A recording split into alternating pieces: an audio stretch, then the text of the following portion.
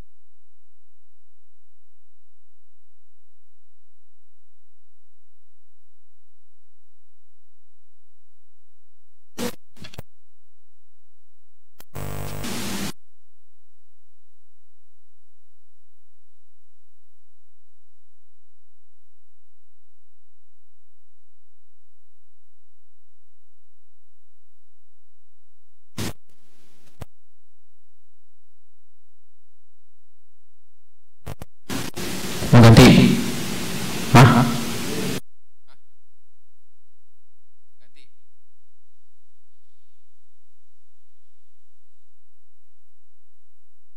Cik son cik.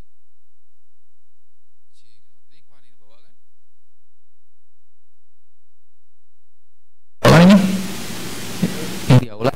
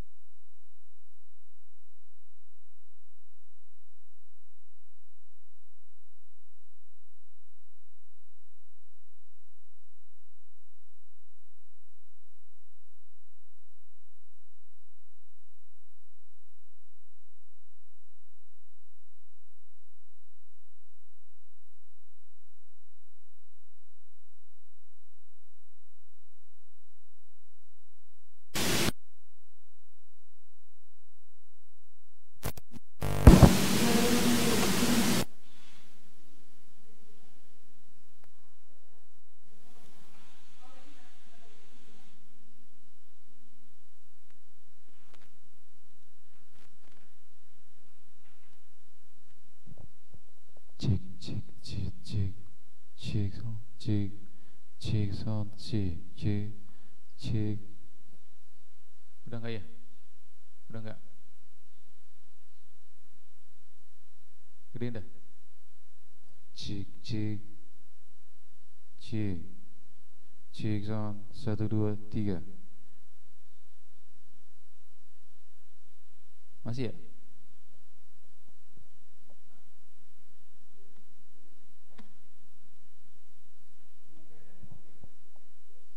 Cek son 1 cek son cek cek son cek son cek cek son cek cek cek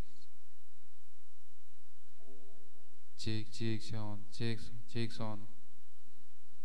Udah bagus ya?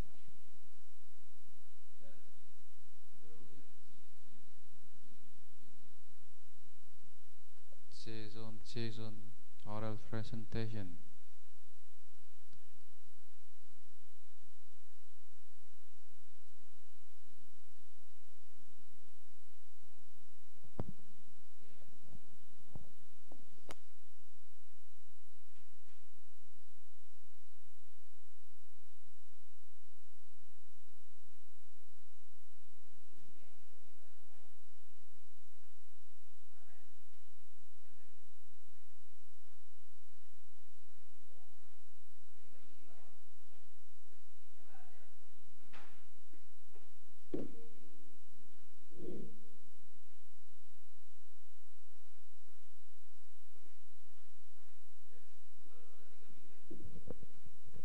Cek cek 1 cek 1 3.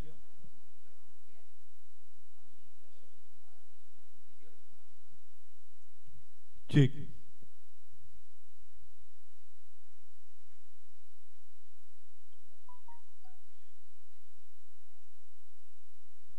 Satu cek, cek.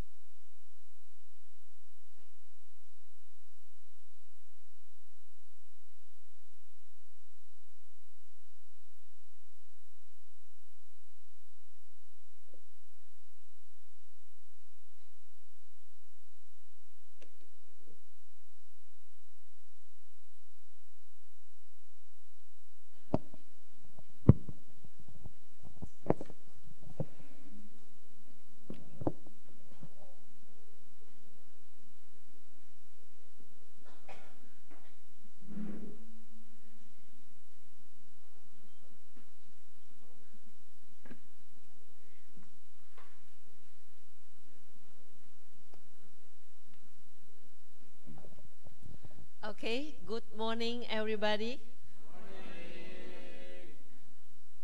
Great morning. Today, thank God. Selamat pagi, Pak Doni. Good morning, Pak Doni. Come. Please take a seat. Yeah. Today we have 5 presenters here with us, but maybe only 2 of them just arrived. Then the other 3, we are waiting for them. Yeah. I think I will let the presenter to introduce yourself, where you come from, and the latest education. Okay? We have 5 presenters. Without any further ado, I will let the first speaker, Husairi, please. The stage is yours. The topic is about the study of sleep quantity and quality in relation with fatigues on mining haul truck operator. Isn't it? Okay, please. We have 10 minutes for each presenter. It means that you should present it maximum 7 minutes and 3 minutes for Q&A. Please. Thank you.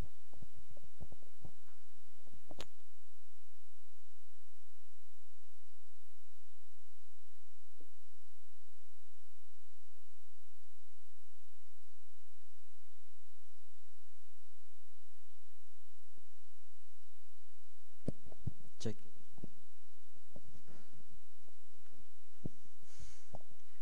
Well, good morning, everyone. My name is Husairi. Today, just graduated from the Department of Occupational Health and Safety, batch 2014. Well, I'm very nervous today, but I'm trying to make it, so today, I'm going to present my research entitled The Study of Sleep Quantity and Quality in Relation with Fatigue on Mining Haul Truck Operator. Well, next. I'm going to start my presentation with the introduction or the background of my presentation. But before, here's the outline of my presentation. I'll start with introduction, then the methods of my presentation, result and discussion, and I'll end with the conclusion. So the background of my research is based on the situation today that almost all industries implement shift work to improve the effectiveness and the efficiency of their production process. However, the implementation of shift work itself have created such a side effect for the worker itself.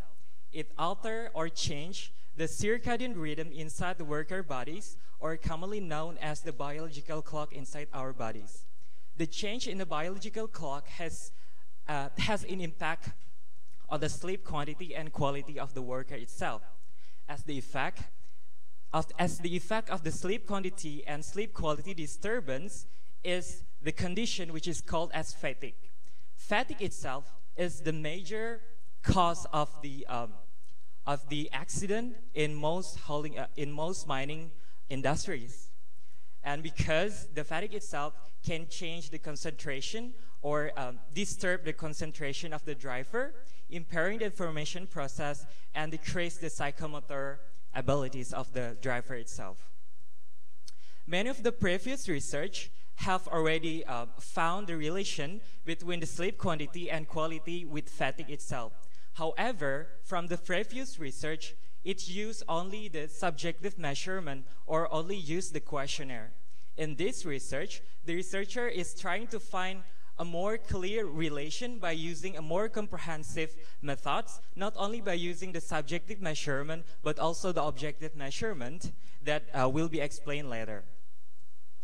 So the methods of this research, from the subject of this research is 196 haul truck operator from PDX, which is the second largest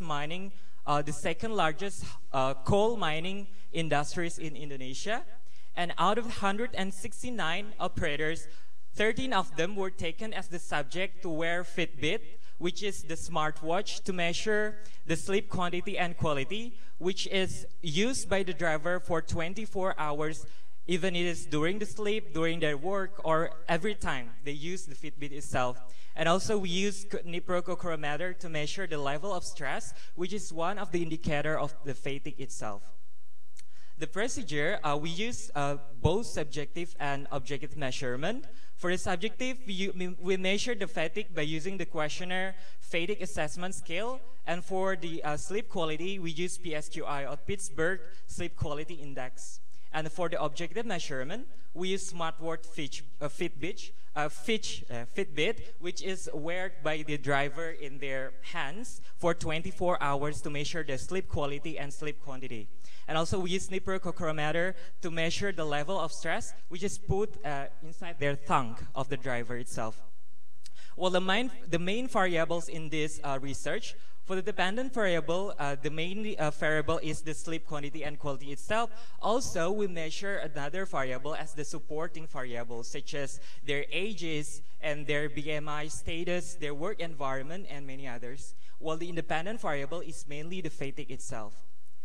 To analyze the data, we use both univariate and bivariate analysis. For the univariate analysis, we measure the distribution and the frequency of each variable, while for the bivariate analysis, we use chi-square to see the relation between the dependent and independent variable. So here's the research instrument used in this research. We use Fitbit smartwatch and then digital sphygmomanometer to measure the tension of the blood pressure of the operator, and we use oximeter to measure the oxygen inside their bodies, the thermometer to measure the temperature, neprocochrometer to measure the level of stress, and also we use questionnaire. However, among these instruments, we use only the Fitbit smartwatch, neprocochrometer, and questionnaire because the result from the other measurement was there is some technical problems, so the result of those instruments was not shown all in this research. So the result of this research, so it is found that 21% of the fatigue of the driver was experiencing fatigue.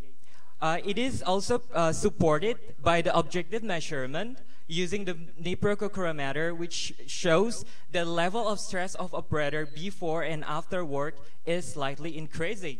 This fact is supported that indeed the work as halt truck operator was create the situation of fatigue among the halt truck operator. So from the sleep itself, it is surprisingly found that the sleep quantity of the halt truck operator, that almost 80% of the operator has insufficient sleep hours, which is below the standard of 7 hours sleep. It has also happened the same for the sleep quality, that 72% of the operator have a poor sleep quality. This, both sleep quantity and quality, was also supported by another fact that we found, that the sleep hygiene of the operator was also, most of them or half of them have a poor sleep hygiene, which could affect the sleep quantity and sleep quality of the operator itself. Apart from the subjective measurement, we use also the objective measurement to measure the sleep quantity and quality, which is the we use the Fitbit, and we see that the sleep hours of the operator was very low, 188 minutes, which is converted into 3 hours only in a day. And also for the sleep quality, we found that the REM, or one of the sleep stage, is very low, which could affect the cognitive system of the operator itself. Here is another characteristic of respondents that we found in this research: age, smoking status, and many others. And also we found that there are other factors that have correlation with fatigue, such as the mental workload, work environment, and monotonous work. And also for the non-work related factor, we found that there is a relation between sleep quantity, sleep quality, age, and sleep hygiene with fatigue, which is shown by the p-value less than 0.05. Okay, the conclusion of this research, we found that there are 21% of the operator experiencing fatigue. And based on the subjective and objective measurement, we found that the sleep quantity and quality of the operator is far below the standard of the sleep itself. And based on the statistical analysis, we found that there is a significant relationship between the sleep quantity and quality with fatigue, with the OR 3.2 and 2.8, which shows that the sleep quantity and sleep quality driver with bad sleep quantity and sleep quality have a greater chance to experiencing fatigue. And other risk factors that have significant relationship with fatigue include the mental workload, working environment, monotonous work, age, and sleep hygiene. So here's the documentation of my research.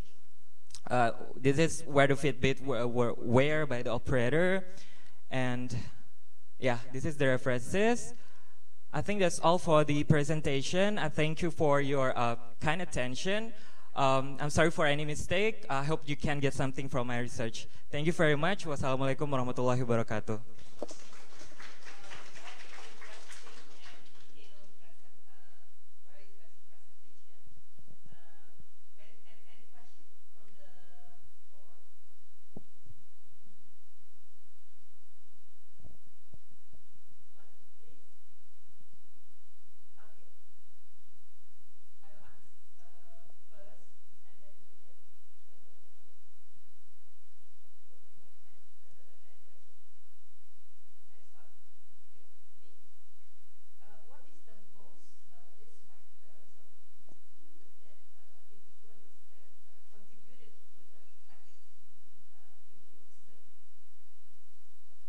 So we're basically in this research, we measure many of the risk factors itself.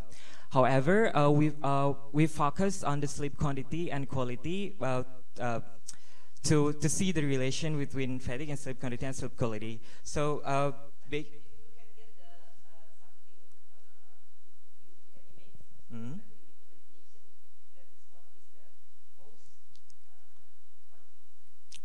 well, I think the most contributing factors of the fatigue itself is the mental workload, because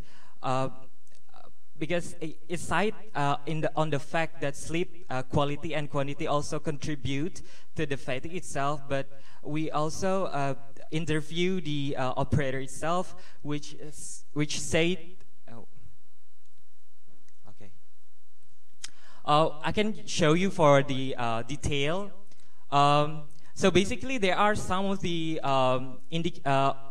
variables that have the p-value less than 0.05, such as the one of the great one is the sleep hygiene, because where we do the observation on their bedroom, we see that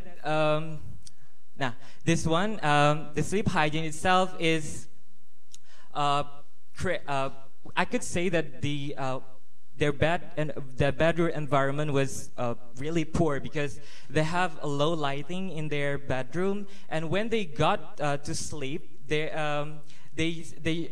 say to us that they couldn't sleep because they feel pain on their body because of their work. Moreover, there are some workers who have to take like more than hours to go to their houses or their bedroom, so that long distance. Yeah, a long distance commuting hours, so that when they get time to get rest or sleep, they couldn't take rest directly, because first they need to do something else. Yeah, so it means the facilities. Yeah, the facilities. Work organization. Yeah. Should be improved. Yes. Yes. Okay. Sure. Thank you very much. Yes. And is there any question? No. I have to finish this presentation. Give me applause, yeah. please. Thank you, everyone, okay. for your kind attention. Okay. Let me please the second speaker. It should be Adita Nurnina. Please. Adita Nurnina where you come from?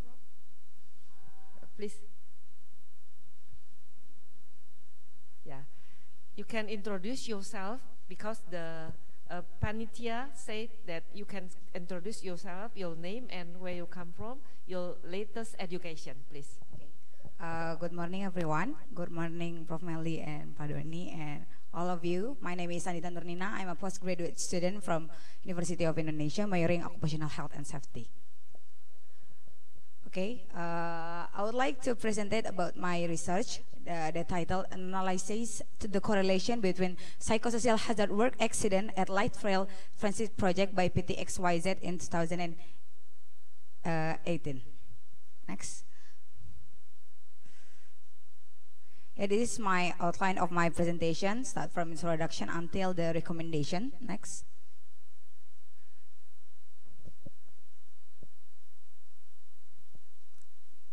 Okay, we come to the introduction. This graphic shows us about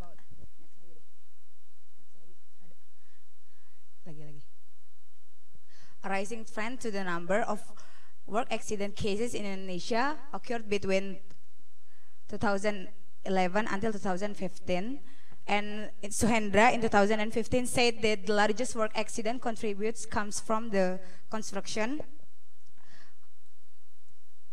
Sorry.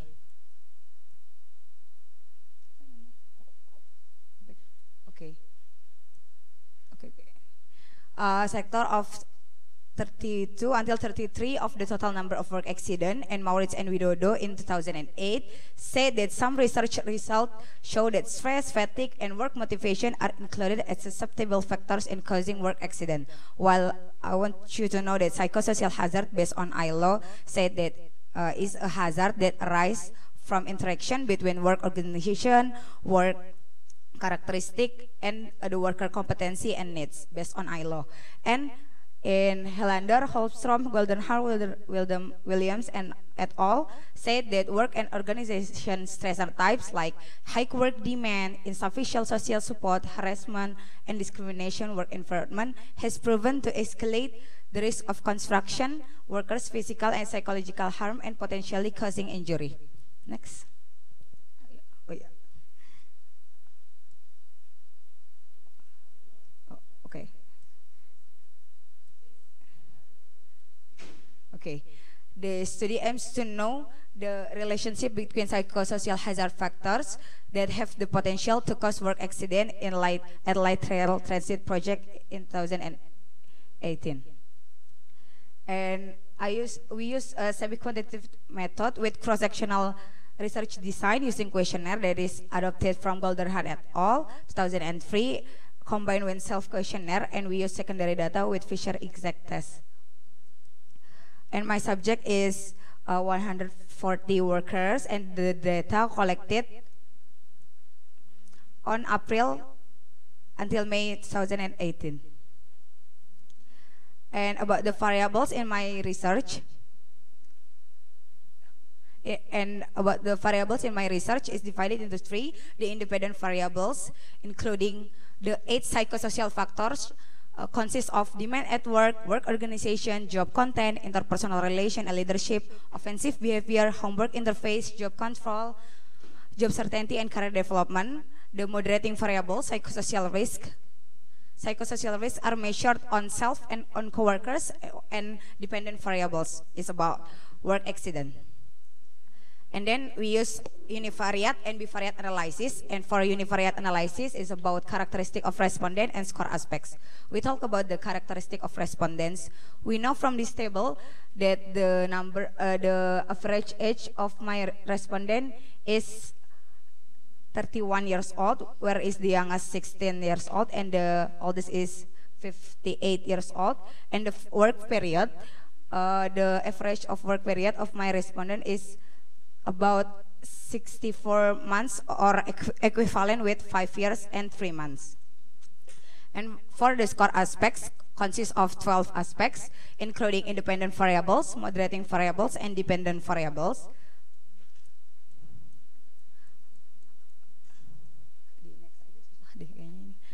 Next aja terus. Yeah, we know, we can see the red. Okay, we have two circle in here, which show the higher good percentage than the poor, which are interpersonal relation and leadership and offensive behavior, and then about the moderating variables and dependent variables. Next. And this is about the bivariate analysis. Next. We have to see the p-value. Next.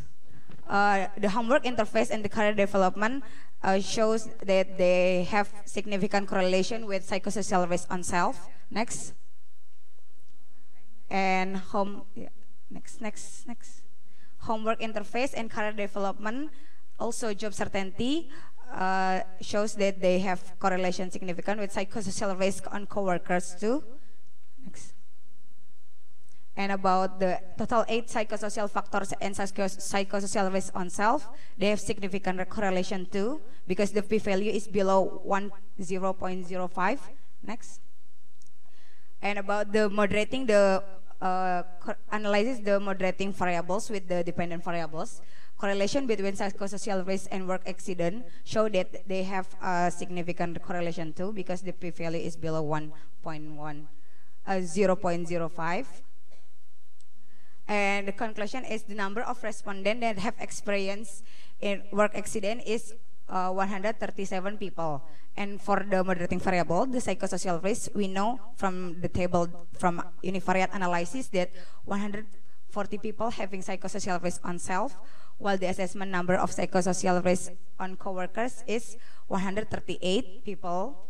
And the psychosocial factors, 2 of 8 factors show that the percentage of good category is higher than the others. And there is significant correlation between homework interface and career development with psychosocial risk on self and job certainty factor with psychosocial risk on coworkers.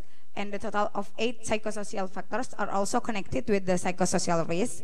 And there is significant relationship between the psychosocial risk and the work accident. This is the recommendation. I divided into 4. For company, for the workers, for the employers, and for the future research. For the company, should arrange a more comfortable work environment by implementing a reward system, should provide education on the post-work program for workers, should give compensation to workers that are dealing with urgent family problems, and should clarify workers' status, work period, and their wages. Next. And for the workers are expected to be more capable of handling their task and behavior when they are at work. Workers could communicate properly if they have any problems, especially the family problems, and workers could spare time to leave work or to tend to their fatigue induced by workers. Next. Yeah, for employers are obliged to comply the overtime regulation, and for future research, a qualitative research is highly recommended to continue this study. And further analysis should be carried out through the multivariate level to know which factor that could be the dominant factor that is correlated towards work accident with the moderating variable of work stress. I think that's enough for me. Thank you for your thank you for hearing me.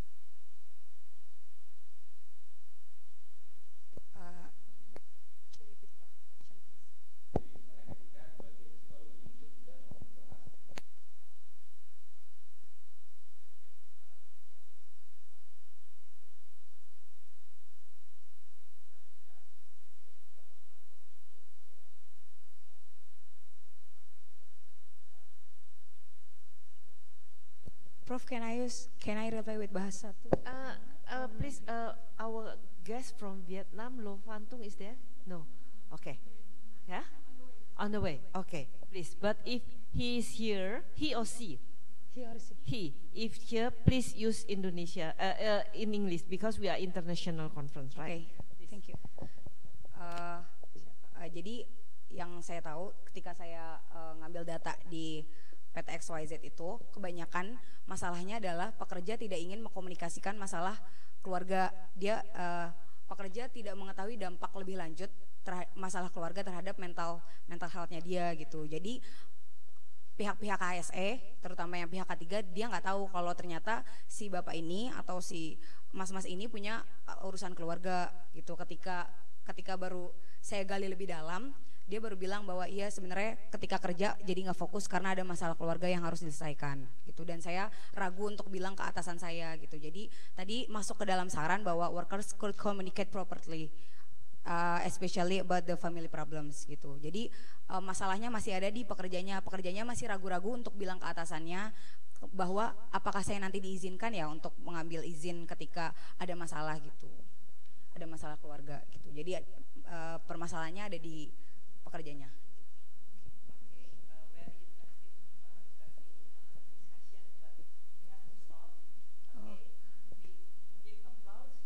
Okay, thank you. And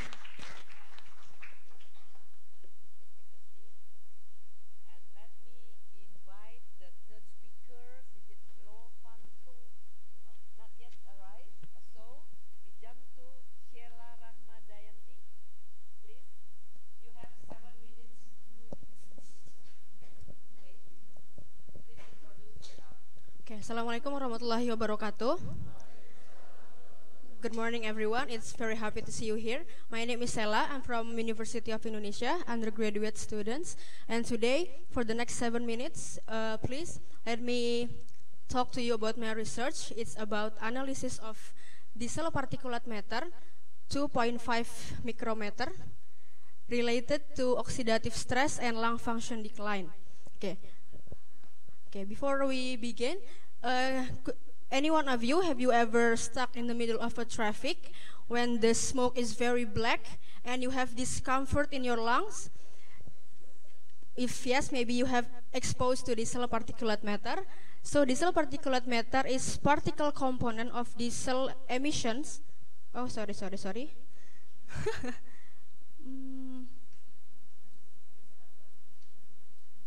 Okay. This diesel particulate matter is a particle component of a diesel exhaust emission formed by incomplete combustions inside the engine. And this very little particle is classified as group 1, which means human carcinogen by International Agency of Research for Cancer 2012. So chronic exposure of this very little particle could lead cancer, cardiovascular disorder, and lung function decline through a mechanism called oxidative stress. Oxidative stress is, let's say, entry gate for the health effects from the particulate exposure. Di bawah.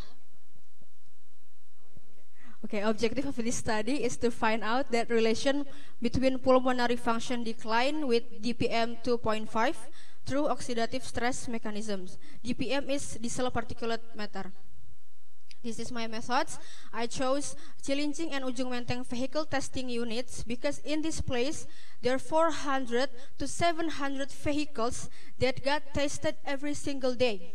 Can you imagine the worker who works there? Oh yeah, okay. Thank you, Prof. And the population and sample is 43 vehicle examiners and 30 group as a comparative group. We use univariate and bivariate analysis for this research. So this is the total examined vehicle that we examined in this place, and this is the distribution of particulate matter. Can you see between the comparative and the vehicle testing unit, there's almost 10 to 20 times bigger, higher concentration.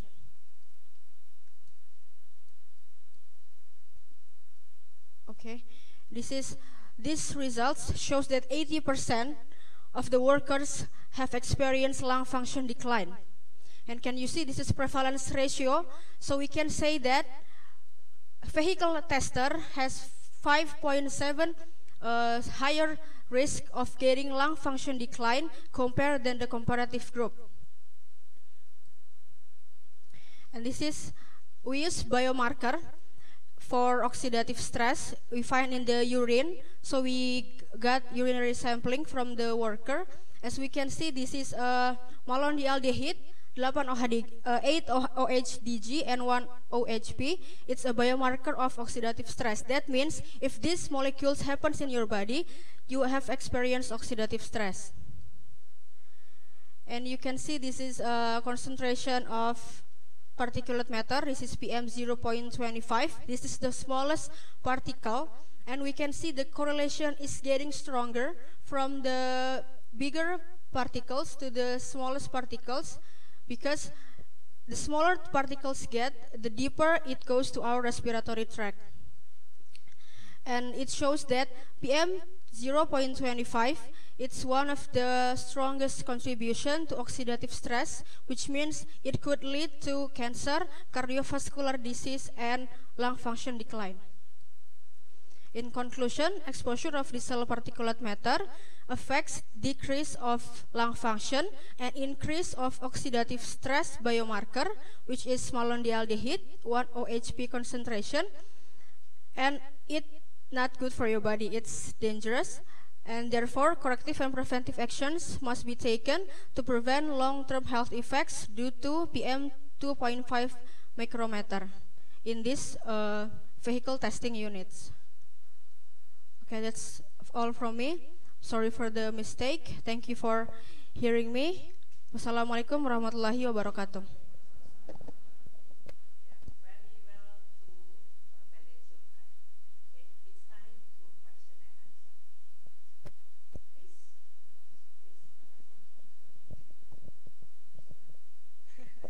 Yes, please.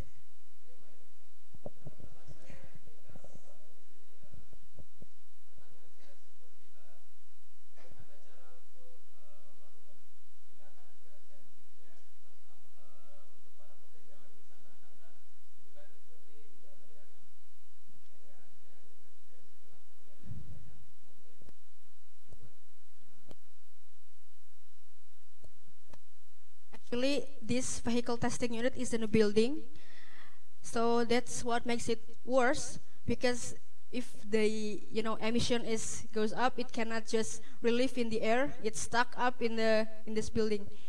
So the preventive, I suggest to the management that they provide masker, but not just masker we used in the train, but masker with a cartridge on it to filter 0.25 and 2.5 micrometer particles.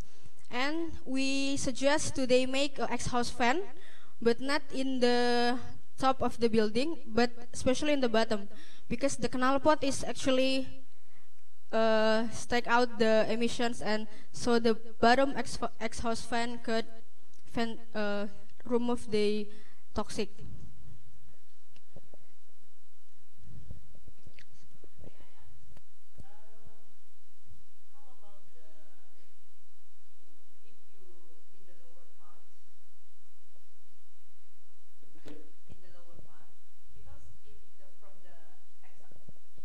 Yeah, from the knalpot, Prof. The temperature is higher, right? Yes. Do you consider I think you could hear my sound. Oh, I see. Oh, okay, I see. Okay, okay. Sampai di mana tadi ya? Okay. Lower part Yeah. of. Do you remember? Do you consider about the Gailusak? Gimana? Boiler Gailusak.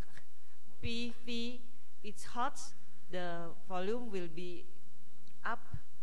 Oh, Hot air will be up to the pressure and. pressure. Oh, No. I've heard, but I haven't considered it to Yeah, my if you suggestion. consider it, I think. Bagaimana Pak Gita? I think he is the expert. Yeah, it is very interesting. Yeah. Yeah, okay, thank you. Because your topic is about the PM2 and 2.5, it's very,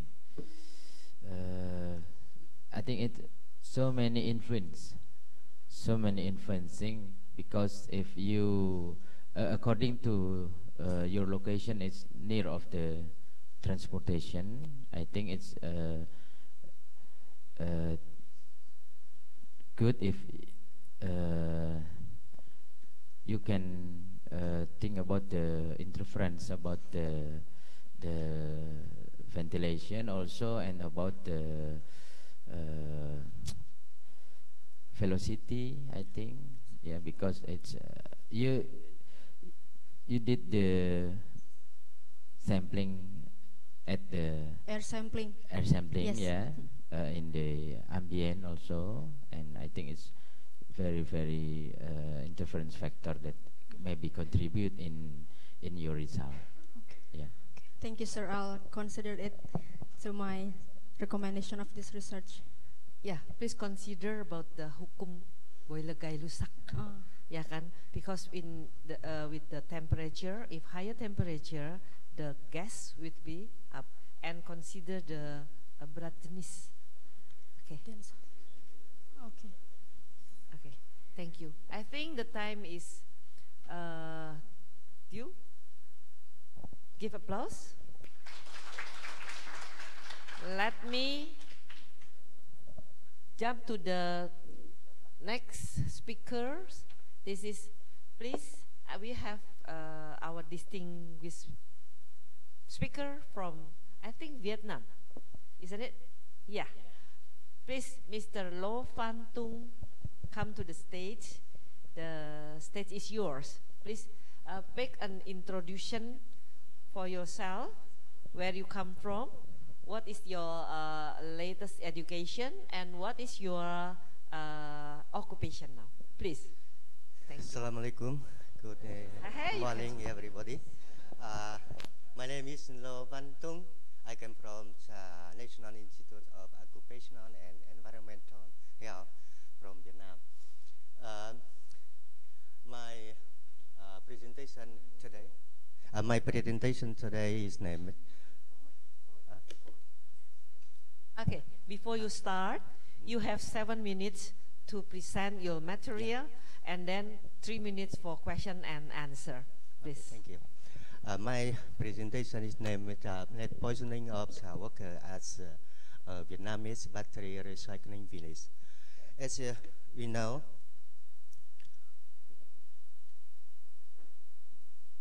lead is one heavy metal, very dangerous for our environment, and affect harmfully to the hand of the human.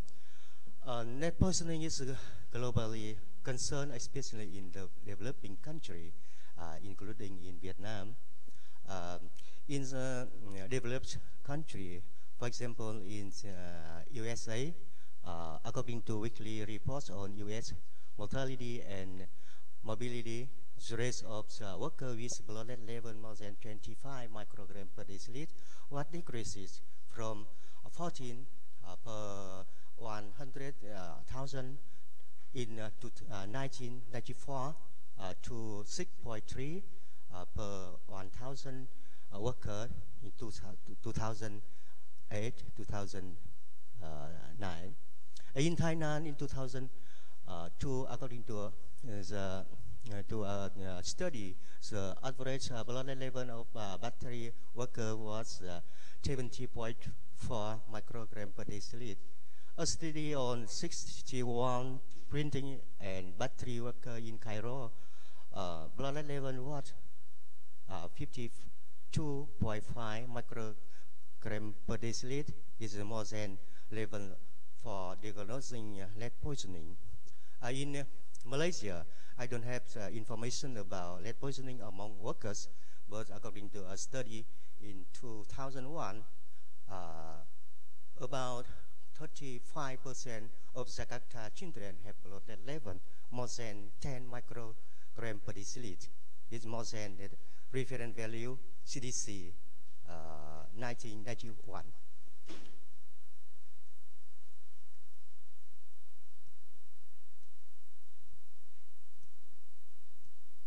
In Vietnam, by 2015, what's the battery were estimated at 140,000 tons. So what's the battery mainly recycled in the craft business because there is no central and collection and recycling system. But small scale handicraft and production and backwards technology has caused environmental pollution and health risk of workers. Blood level among workers, according to a study in 2011, was 34 microgram per deciliter. So we carry out this study to assess lead poisoning among workers in Dong Mai battery recycling business. Is located in North Vietnam. A study design, a cross-section study was conducted at Dong Mai craft business, Hưng Yên province from August 2014 to December 2015. Study population is 107 voluntary workers who work as recycling facility, battery recycling facility. We analyze blood level in whole blood, by GFAAS method, and you analyze creatinine content in urine by automatic biochemical equipment. You can use software APDH 3.1 and SPSS 16 software for analyzing data.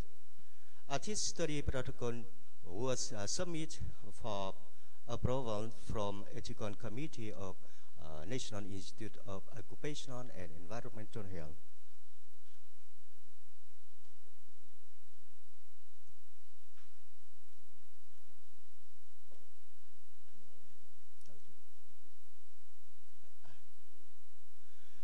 A total member of participant was 107 workers, in which 44% were men and 58.8 were female.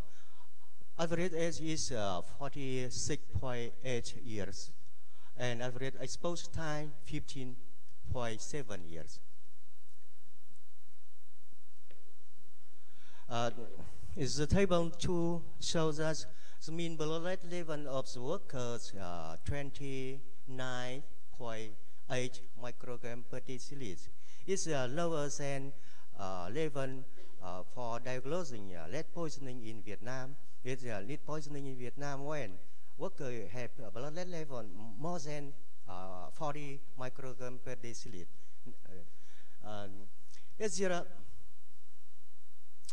There are no significant difference in blood level between age groups, and but the main worker have blood level is among 36 microgram per deciliter.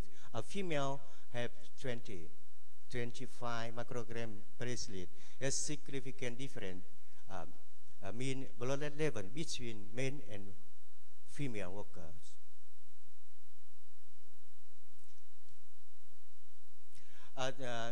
Into that table, you can note about 22 workers were occupational lead poisoned, and in which 19.63% of workers were mildly poisoned. 2.8% were moderate poisoned, and in worker, no any serious poisoned cases.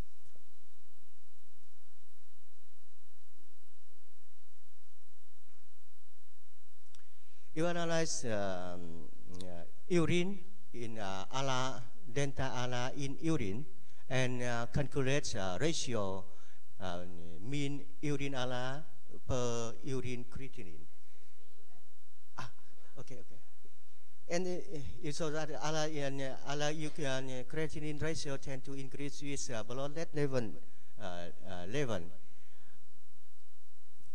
And workers with blood lead level more than 40 microgram per deciliter were likely to exhibit symptoms, for example, mutiny, nausea, constipation, hypertension, in comparison with those having blood lead level under 40 microgram per deciliter.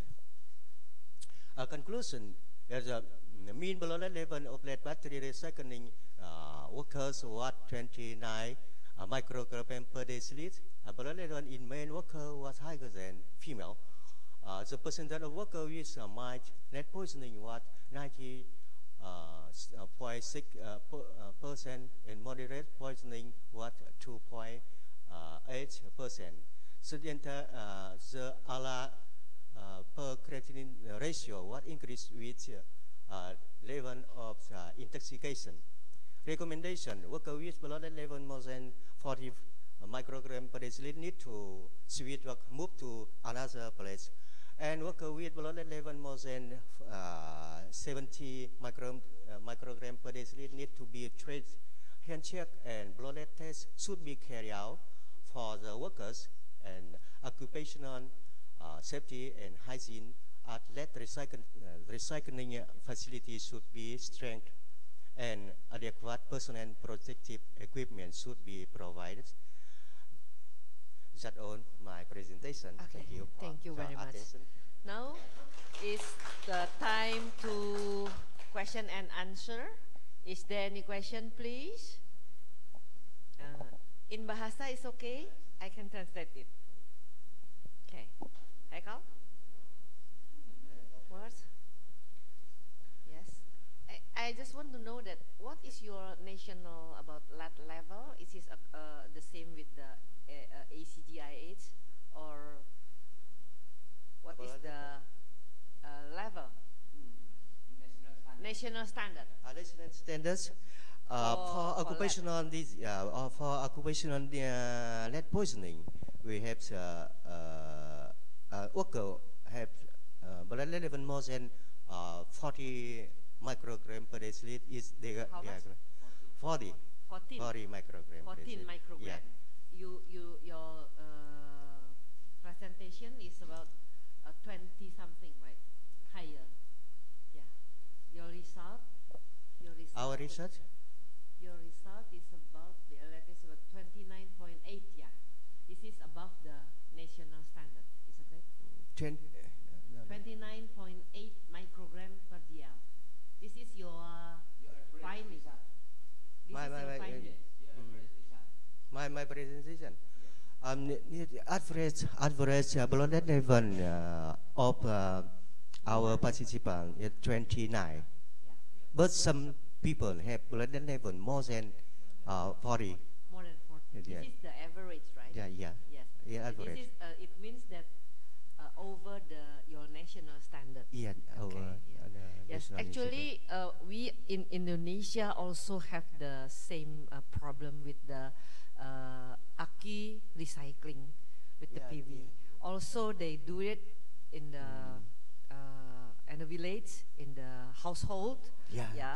Contaminate to the surrounding. Yeah. Also, we have here scavengers like pemulung. Their occupation is collect the use battery. Yeah. Okay. Very Okay. nice and Yeah. very interesting presentation. Thank you. Do you Thank have you. something to add? Yes. Just one more, not question, but just only confirmation. How long that this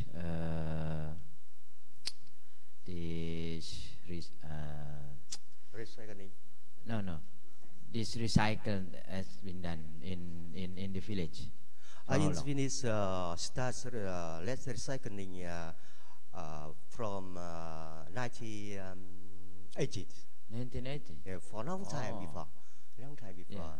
So it's one of the parts of my study.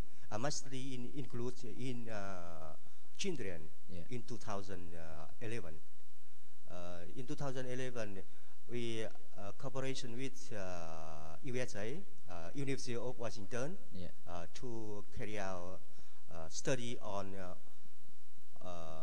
109 children, and almost children have blood level more than 10 microgram per deciliter, more than reference value of CDC 1991. But in 2012, CDC reduced reference value Yeah. for children to 5 microgram per deciliter. And almost children have blood level more than. This level. I think the last one. Your sample is the workers, right? Yeah. And the workers live there. Some worker lives the village. Some worker come from other village to work here. Yeah, yeah. Because we have some problem with your research Yes. in Chinangka, Yes. and not so far from here. I think in Indonesia now has about 200 illegal Yeah. cementer, lead Yeah. cementer. Yeah. As it is, I pose very high risk for population Yeah. around the cementers. Okay. Yes. You need to carry the study for community nearby the cementer. Okay, thank you very much. Thank you so much. Okay, thank you so much. Now we come for the last speakers. This is Miss Ulfa Aulia Nasution, please.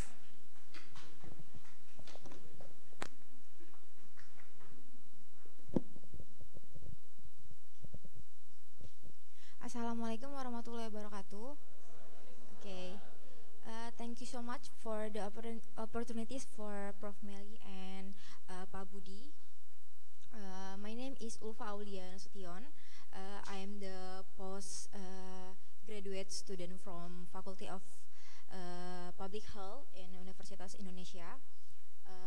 Let me presenting my research about analysis of physical and psychosocial risk factor in relation to work-related fatigue among machinists kereta rel listrik in PT KCI in 2018.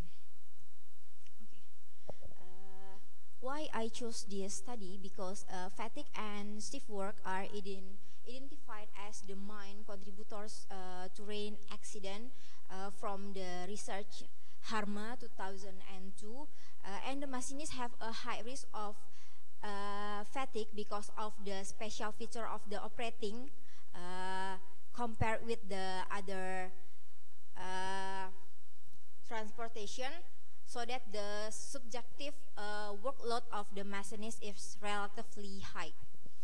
From the Australian Safety and Compensation Council, explained that stress and fatigue can be caused by various factors such as physical and physical, psychosocial factors, job factors, individual factors, and environmental factors.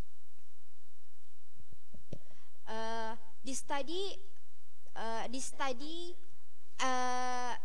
purpose of the study is to examine physical, like static back, shoulder, arm, wrist and neck, and also the psychosocial, such as effort, reward, overcommitment, social support, job satisfaction, work-related stress, and work shift as a risk factor for fatigue on machinists of Kereta Rel Listrik PT KCI in 2018.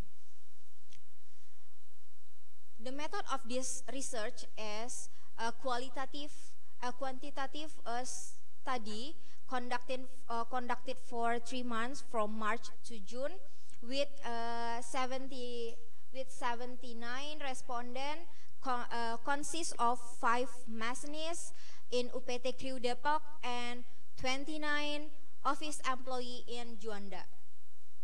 This study used cross-sectional research designed by observing and filling the questionnaire, and also using the objective measurement with cocorometer and also slip to peak from the application.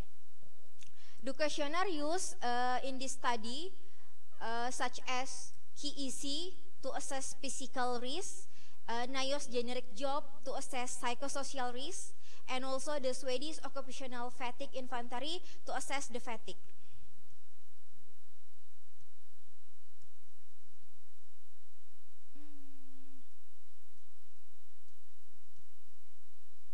Okay, this is the distribution of the fatigue among machinists and office employee. The machinists, okay, 32.7 machinists are identified, categorized as stress, and also in 51 machinists experiencing fatigue.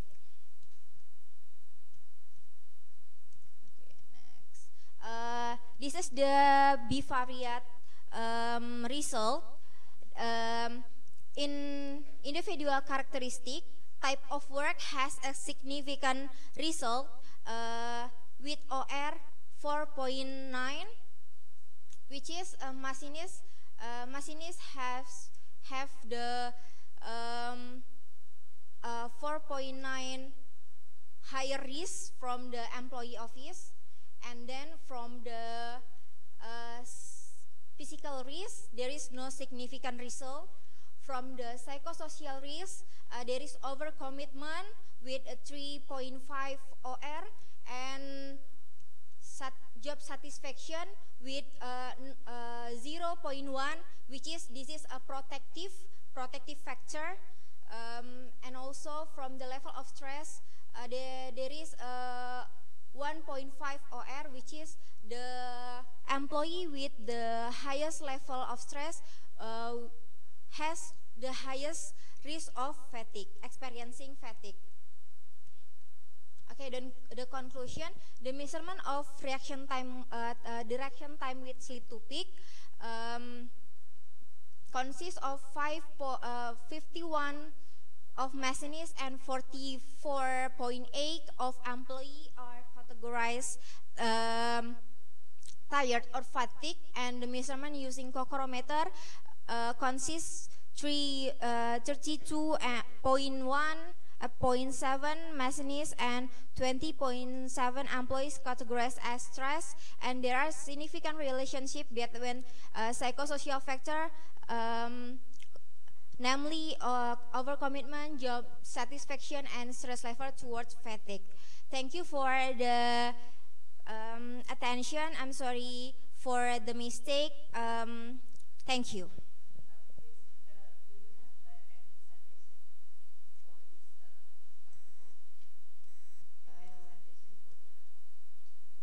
Okay, I don't add the recommendation and this slide, but I can tell it orally. My suggestion to this company is make sure that the machinist has the maximum 8 hours per day to train the drivers, not more than 8 hours, because to train the KRL, the machinist must have to be focused on driving the KRL. And also for the company, make sure that the machinist has the annual medical checkup because of the daily because of the daily they are commuting from their house. It's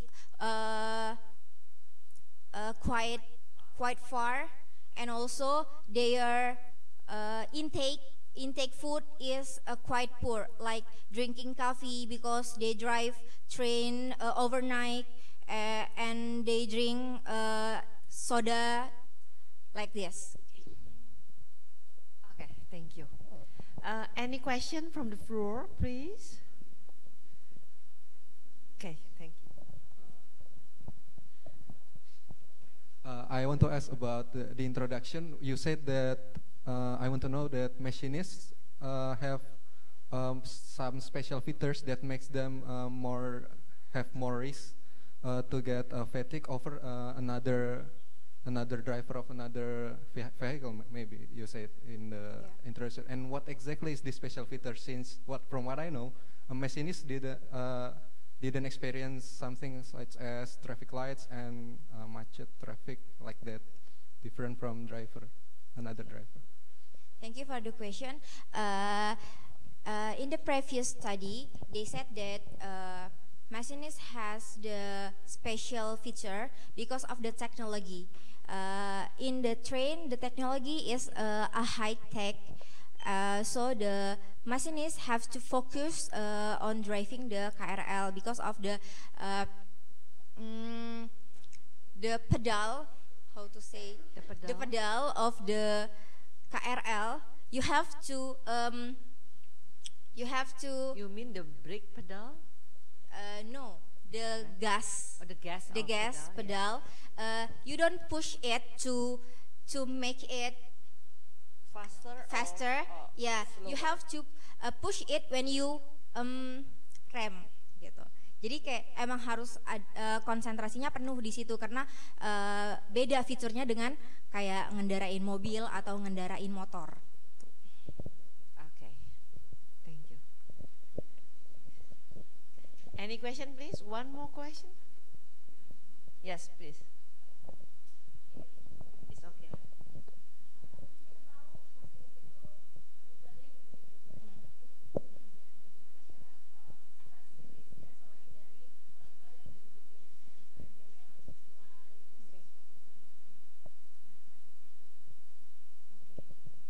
Thank you for the question. I have asked the supervisor before you asked me. So the supervisor just said that that is the law of the transportation. You only have one route for make you sure that you understand the route. Jadi tuh kayak kita nggak boleh bawa kereta yang belum pernah kita bawa belum pernah kita bawa rutenya gitu.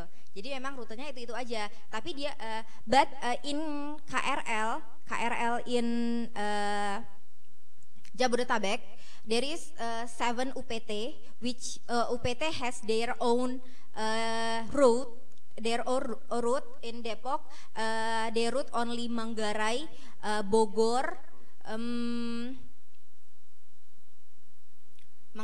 Bogor, Jakarta Kota dan Tanah Abang.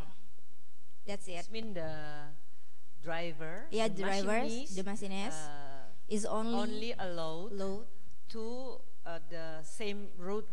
Yeah. That same route. Yeah. Okay. In the UPT Depok, that's the route. Yes. Okay. Thank you. I think the time is over. Very interesting. We can. I know that maybe some more question, but we have to stop here. Yeah, we have. I think you can make a summarize for some question, please. Okay. Thank you. Okay, big applause for the last presentant.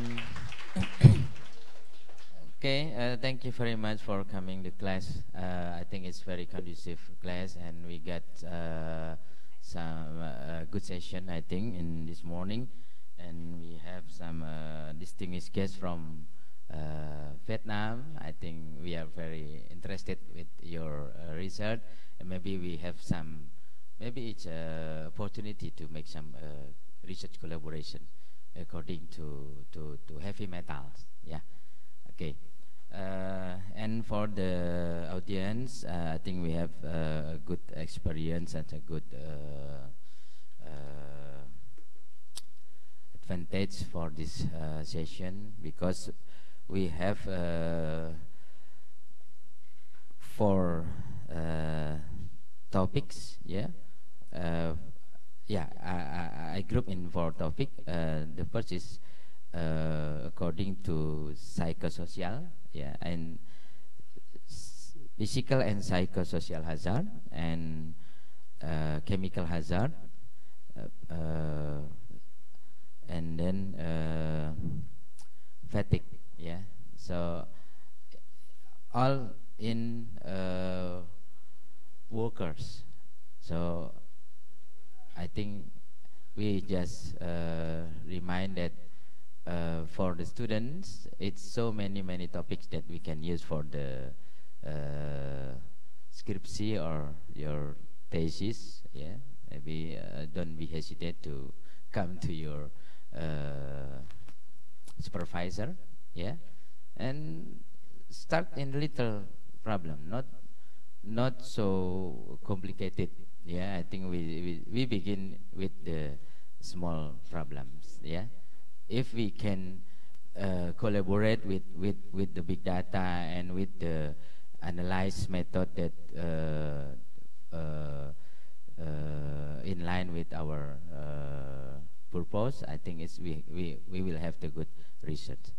And maybe Prof. Meli it's have some more experience to make some good papers. Yeah, I think it's a good experience and a big advantage for all of us. Okay, that's it. Thank you very much. Wabillahi taufiq wal hidayah. Assalamualaikum warahmatullahi wabarakatuh.